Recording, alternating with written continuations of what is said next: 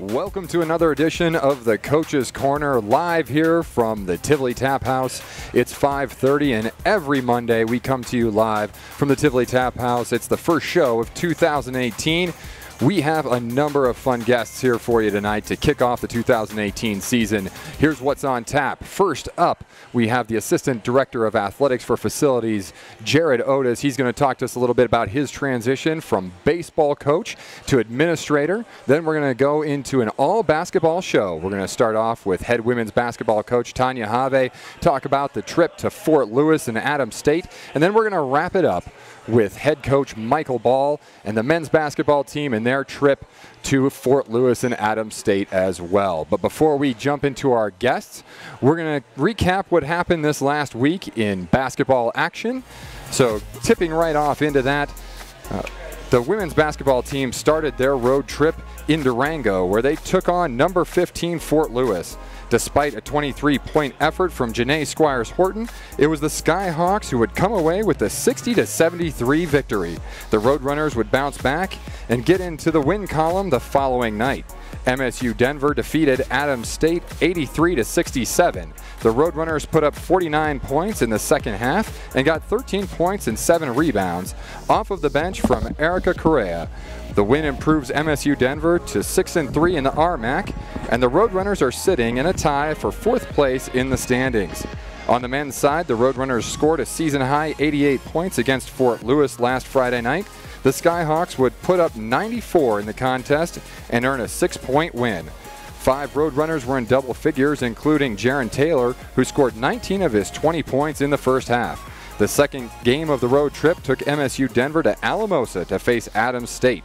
The Grizzlies would lead from start to finish in this one and get the 80-62 win. Cameron Williams led all Roadrunners with 21 points. MSU Denver is in a tie for in a tie for 4th place in the RMAC standings.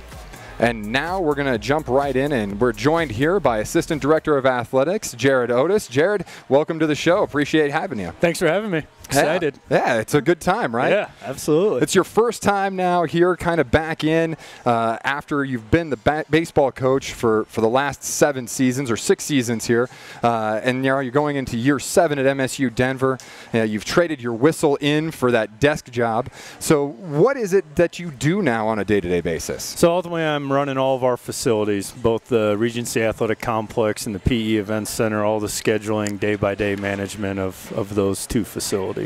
So, now that you've got kind of going and you're starting to look at some things, why did you decide to actually switch over from being a baseball coach to taking the administrative role? This was always a goal of mine. I loved coaching baseball. I did it for 17 years. But the end goal was always to move into administration, and then to have the opportunity to do it here at MSU Denver, it couldn't have been a better setup for me and to continue with where I want to get with my career goals. So you played baseball, and you said you had a 17-year coaching career. So now we're starting to get to that first practice of what would be the normal time to get things ramped up and get going.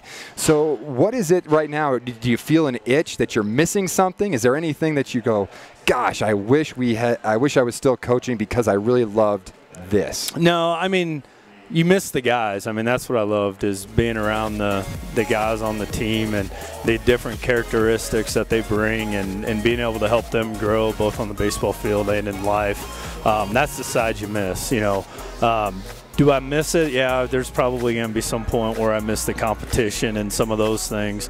But with all that being said, I'm really excited about my role and what I'm doing now, and I'll continue to move forward with that side of it.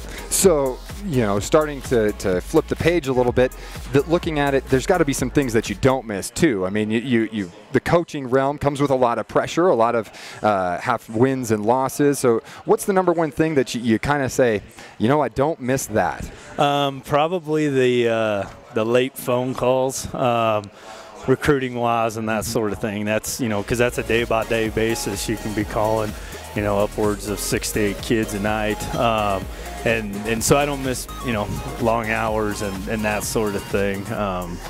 I'll miss the pressure. That was a fun part of coaching was dealing with that and competing and that, but probably not missing too many recruiting phone calls. Probably not. So starting to look at things of what you're doing now, you mentioned running and operating the Regency Athletic Complex kind of on that day-to-day basis, and there's a lot of events that go on out there. So what are some of the examples of events that happen out at the complex that aren't necessarily Roadrunners athletics related, but maybe more community related or related to the public? Yeah, we do a bunch of different stuff, all the way down to rentals of each field and the tennis courts for high school events, for club events. We also partner with Rush Soccer, and we've got some inner city Rush Soccer stuff that we're doing out there. We have some other high schools that we've partnered with that they run almost their entire outdoor sports athletic events at our place. So it's an ongoing thing. I mean, I would say that if there's an open slot, we've already got it booked. I mean, we've got every single weekend of the entire summer booked with at least a baseball tournament. And Coach Van, she does her high school softball stuff in the fall. She has a humongous tournament that she runs out there. So the facility is definitely being used by us, but there's also a ton of community that's coming in and using the facility also. So if you were one of these outside organizations and you wanted to take advantage of the facility, what would you do to go and rent it or to have your event out there? Who would you contact? It's everything runs through me, which all my stuff's on our website. The big thing I tell people now is you got to kind of have your ducks in a row and be planning ahead of time, because we've got things that are people are scheduling over a year out at this point. It's an unbelievable facility. There's not a lot of it like what we have in Denver, and so people want to jump on it and have it for their home fields. Well, Jerrid, you went from coaching at the facility to now kind of running that on the day-to-day basis. So clearly you love it. You take great pride in it, and that's definitely something to be proud of when you go out there and you take a look at what all it holds and accomplishes. Yeah, that's the coolest part of the job, is just being able to walk in there every single day and be in charge of it, be able to run it, do all those sort of things, because it's a beautiful complex, and we're lucky to have it. Well, Jerrid, hey, thank you for taking the time to join us here tonight. I appreciate you coming on and hanging out with me for a little bit. You bet. I mean, if you want, I can hang out with you for the rest of the show and help you with this thing. Might bring some looks to it. Of course. Hey, if you're the face of the organization. Why wouldn't we? Awesome. So, Jerrid, hey, thanks for joining us, and I guess we'll be right back here shortly with the second guest, and Tanya Haave, and we're going to come back to you here on the Coach's Corner.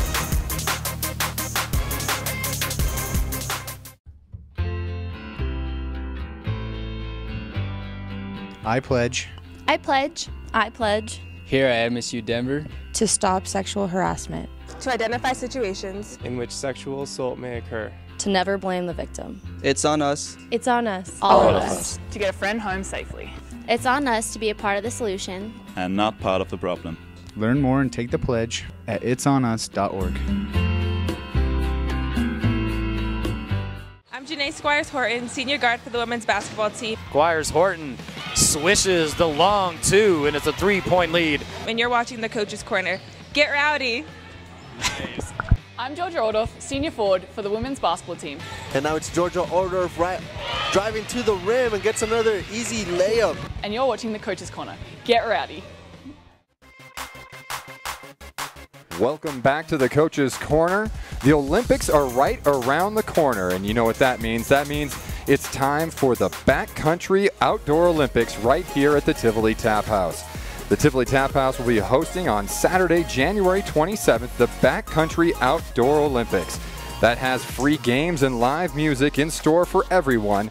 Come on down, get some great food, beer. Tickets are available on the day of the event, and you can come on down to the Tivoli Tap House. That's Saturday, January 27th for the Backcountry Outdoor Olympics. All proceeds will benefit the backcountry hunters and anglers. So come on down on Saturday, January 27th. And now we're here joined by head women's basketball coach Tanya Haave. Tanya, welcome to the program. Great to be here. Happy New Year. Happy New Year to you. It's a great way to kind of get the year rolling, right? Awesome. Awesome. You know, Coach, it's been a little while since we last visited. Speaking of the new year, it was in 2017, right before the winter break. Your team came out, they got their win at Colorado Mesa, and then this last weekend split on this road trip. Starting to look at how that fit together, do you feel like your team came back prepared from the winter break and got right into it and got after it? Yeah, I was actually impressed with them, how they came back. We had 9 days off, which was a long layoff for us. It made me a little bit nervous, but they were very focused and they were in pretty decent shape, so I was impressed. And so we've had some good results, so I'm pleased right now. And I'm glad the 5-game road trip is over and we're ready to have 5 at home. Well, so before you can advance to that, let's talk a little bit about this last weekend. You went in against a 15-ranked Fort Lewis, very challenging when you start looking at it. What would you say the biggest challenge of the game actually was? Going into that game, I think Fort Lewis is one of the tougher places to play in the RMAC. So I was more concerned that a very good defensive team of how we were going to score. We did struggle scoring a little bit, but we got into a groove. We just would get too far behind, and then we'd have to spend all this energy coming back, and then we could never get over the top. But overall, fairly pleased. Never like losing at any place, anywhere, but knowing historically we've played better than we have there in the past. So I was pleased. Well, so looking at the numbers, you look at the game at the end of it, and you see that Fort Lewis had 28 points in the paint. So clearly they were pounding it down low, and looking at what you've done in games past where you've been able to hold teams out.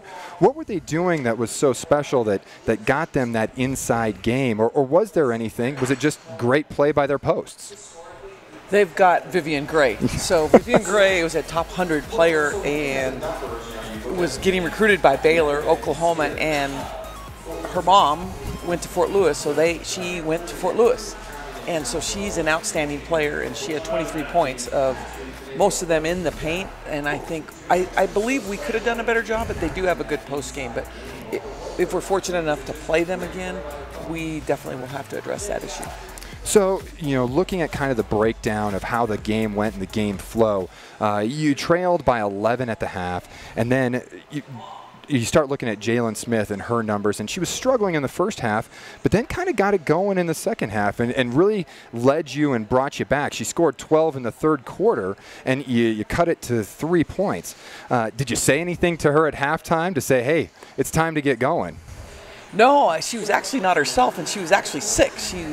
We thought maybe she might have had a fever, but she has a way. She has a mental toughness about her that she knows when to turn it on, and we have this unspoken understanding between coach and guard, and she is a competitor, and she just came out and really turned it on in that third quarter. But I knew she wasn't herself, but I'm glad that she was more like herself in that third quarter. So, yeah. Well, so you get to the fourth quarter now, and you're trailing by 3, but you never really get a chance to get over that hump. You never quite get to that next spot to where you tie it up and you have a lot of momentum. So when you start kind of breaking it down, what was the biggest challenge in getting over that hump in that fourth quarter?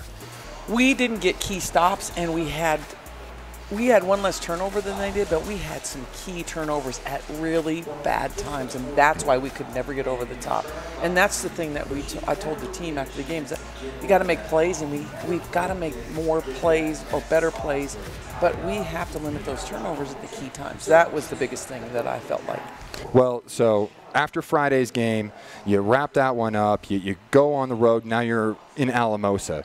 And clearly your team was pretty motivated on Saturday because they put up a season-high 83 points. I mean, it felt like everything was going in, including 29 points from the free throw line there in that contest. So was that part of your game plan going into Saturday, say, hey, we got to start pounding this and get to the line? Well, it was kind of dictated by Adams State's style of play. They were pressing quite a bit. We got ahead by 10 in that first quarter, and then they started trapping and trying to speed us up, and it kind of worked. And then when we finally settled down, we were able to get to the line because they were just kind of running all over the place, like not chickens with their heads cut off, but they were just trying to junk it up a little bit so they can stay in the game, and we were able to get the tempo that we needed, and that's what got us to the line. So their style of play kind of dictated that.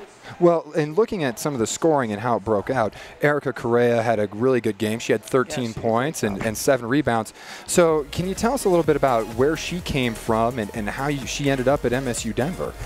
Erica is a transfer from Lewis University just outside of Chicago, and she kind of recruited us, and we watched some film, and I got some information on her. She came and visited and just has been a great fit. I think she's starting to find her groove now. I think it's harder when you come into a program to kind of acclimate, but she's done a great job, and I thought she was instrumental in the game on Saturday, so it was great to see her break through like that. So we need that. We need some help there in the post. Well, yeah, that's, I mean, a great performance there from somebody coming off the bench. Right. And then when you start to look at the real flow of the game and the numbers, the final score ends up with you guys way ahead, but really the game was a lot tighter than it was going into the fourth quarter. And then all of a sudden, you put up 28 points in the final frame. I mean, you just exploded there in that last quarter.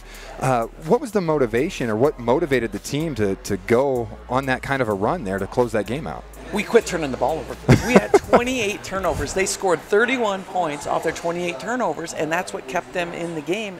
So credit to them a little bit, but we were careless with the ball. But once we settled down and quit turning the ball over, and the other thing is I think they got a little bit tired. So we're able to wear teams down. I think we're really in pretty good shape, and we've got enough depth that I think we were able to wear them down, but we also quit turning the ball over. Well, that helps when you get to have the ball. It does help, especially when I see 31 points. 31 of their 67 points were off turnover. So now that road trip is wrapped up, and it was a long time on the road, you get to come home and you're playing 7 of your next 8 games at home into the facility that Jerrid gets to help manage now. So what does that mean coming home into this home stretch? I mean, it's going to change a little bit of your style, I would imagine, or maybe it doesn't. Oh, I think it'll be huge. I think we're going to be more comfortable. We maybe can be a little bit more aggressive because we're more comfortable. And the 7 out of the next 8 sounds so good because 7 of the last 9 have been on the road. So it's really good. I told the team today, I forgot what it's like to have a home game, so we're all excited. You get to sleep in your own bed. Exactly. That's one of the best parts. Exactly. Love it. So, Coach, hey, thank you for joining us tonight. I appreciate you coming on and joining Jerrid and I. And, Happy New Year, Jerrid. Same to you. And you're going to get to take on CSU Pueblo and New Mexico Highlands here this weekend and kick off that homestand. Great. Thank you so much. So we do have a tweet of the week from this last week. Want to shout out to the MSU Denver Athletics Department. The tweet of the week relates to the new Roadrunners All Access app. So you can download that app on your Apple TV, Roku, Amazon Fire, or Android Play devices, so Android TV. Any of those devices will actually get you your live broadcast games. So now download the Roadrunners All Access app and be sure to join us, and you can watch your favorite shows like the Coach's Corner right on your TV. And we're going to be right back here shortly, and we're going to bring up head men's basketball coach Michael Bahl. Metropolitan State University of Denver nurtures student aspiration and empowers lifelong success through personal attention and professional experience in an inclusive environment. Located in the heart of downtown Denver, the university offers broad access to a transformative undergraduate and graduate education on Colorado's most diverse college campus. And as a gateway to opportunity, MSU Denver advances the intellectual, social, cultural, and economic well-being of Denver and beyond. I'm Kyle Lawson, senior guard from the men's basketball team. Pulled an upset against Regis, and that shot up a good Kyle Lawson coming off the bench. And you're watching the Coach's Corner. Get rowdy. I'm Shane Fox, senior guard from the men's basketball team. 10 seconds on that shot clock. Jackson, great feed, but blocked. Shane Fox coming up with the swat. And you're watching the Coach's Corner. Get rowdy. Welcome back to the Coach's Corner, live here from the Tivoli Tap House, where we've got some great food and great beer. And want to remind everybody that you can visit shopmsudenver.com for all of your Roadrunners apparel needs. You can get some great stuff here wrapping up this holiday season. You know, the holiday season's over, but there's still some sales going on. 25% off on hats right now at shopmsudenver.com. Be sure to stop there and get one of those stocking hats to keep your noggin warm. And you know, there's nothing like a warm night, right? Nothing like a warm night. You're right. So, Coach, welcome to the show. Appreciate you joining us. Head coach Michael Bahl. You know, a lot of things going on. You had a road trip here to Fort Lewis and Adams State, and I know you have a personal connection to that Fort Lewis game with your wife, being a Hall of Fame member of the Fort Lewis crew down there. So, do you get to actually talk and speak at home during this week, or is that just like an off-limits subject? So she was a much better player than I ever was. So during this week, we went down to her Hall of Fame reception about 2 years ago, and I got to know Coach Flores a little bit. He was down there, and it's really good to go down there, and I show all the boys her balls, and they're all-time leading scorers on there, her plaques there. So the boys give me a lot of grief on that one. But when I get home, she definitely makes sure I know that I need to take a picture of the ball and send it to her to make sure I show it everybody. And she definitely makes me know that who's in charge. So perfect. So, Coach, what makes this road trip so difficult? That's what I just heard all last week, that it's just a difficult road trip. So what makes it that difficult of a trip to take as compared to the other road trips that you take in the RMAC? I think anywhere you go is tough, but specifically that one, especially, I mean, Fort Lewis is a really good team, and so is Adams State. You know, that right there makes it tough. Mm-hmm. You know, you go on the road and play two quality opponents, just like any team in the conference is. But I think what the kicker is, it's the bus ride. Right. You know, we leave. Yep. You know, we leave early on Thursday to get there. You check in the hotel, dinner, then you're right to bed. You get up. Then right after the game, you have to travel 3 hours, get in at 1:30, 2 a.m. at Adams State, get a little bit of sleep, go to practice, and play again. Yeah. You know, so I think it's just accumulation of everything. You know, especially this time around where we've only played four home games all year. I mean, that's sort of crazy for me to even say. 11 of our 15 games have been on the road. Yeah. You know, so you go from Mesa, get home, and then you're back on the road again. It just wears down. Yeah. But, I mean, I think for the most part, you know, we battled the best we could, and it's just a tough trip for everybody. Yeah. Makes sense. And so looking at that, I mean, you have you play the number 20 team in the nation, and speaking of wearing down, clearly from a scoring standpoint, your guys weren't wearing down. You came out of the gate, you got a halftime lead of 4 points, and Jaron Taylor had 19 of his 20 in that first half. So was everything just working from a game plan standpoint? Were guys making shots? What was happening? Can you describe a little bit of the flow of that first half of that game? Yeah, I think we felt we had an advantage inside with Bunama Keita and Jaron Taylor. And credit to Jaron. And credit to our guards, credit to our whole team for actually feeding the hot hand. I mean, Jaron's a tough matchup at our level with his size and ability to stretch the floor. And he's really, he hasn't played necessarily the best he's wanted to play, but his attitude and effort's been outstanding. So it was just a matter of time before he started going. And once you get fouled, I mean, heck, we shot 30 free throws that game, which is really good for us. So he got fouled and made a couple easy baskets, and you know, it just made sense to keep going to him, and our guys did a great job of keep feeding the hot hand. Well, and starting to kind of look at that second half a little bit, you know, you didn't slow down in scoring by any stretch, but Fort Lewis definitely picked it up. They went and shot a whopping 69% in that second half, and you know, it seemed like they just couldn't miss. Was there anything that they were doing? Did they make an adjustment that you just didn't see coming, or was it something where it was just everything was going in? You know, I mean, the one thing that makes Fort Lewis really good, they come at you in waves. When they sub, there's no drop-off. Mm-hmm. They got more firepower coming off the bench than they do starting the game. Mm-hmm. You know, so I thought we did a really good job the first half of really just slowing them down, and we actually gave them a couple easy baskets, which was unfortunate for us because I felt we should have had a bigger lead at halftime. Mm-hmm. You know, a couple defensive breakdowns, but they're a good team. You know, they're number 20 in the country for a reason, and I think Coach Petrak does a really nice job, and they stayed the course, and you know, a couple plays here or there, they made a couple really tough contested shots, and when you let good players make a couple shots like that, they get going, and I thought they did a really good job in transition. You know, that's where their depth came into play, especially the second half. They subbed, and they started just running and running and running, and it really bothered us, and, you know, give credit to them. They played really, really well. Well, so that kind of leads into the next question. With the flow of the game, I mean, similar to Tanya's team, you put up a season-high 88 points. I mean, so was that more of how the flow of the game worked out, or was that a strategy of yours like, hey, we're going to go and we're going to kind of run with these guys a little bit? No, definitely not our strategy.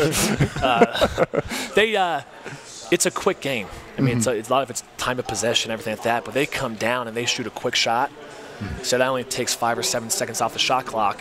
And then we come down and we get an available shot, we shoot it, and they come down and shoot quick. So that we start playing that rat race with them, and that's not how we're built. To be honest with you, we're not built to score, 95, 100 points. We're built defense first. When you give up 94 points against anybody, I don't think you're going to win. If you would have said, Coach, you're going to score 88 points, I would have said that's a win for us.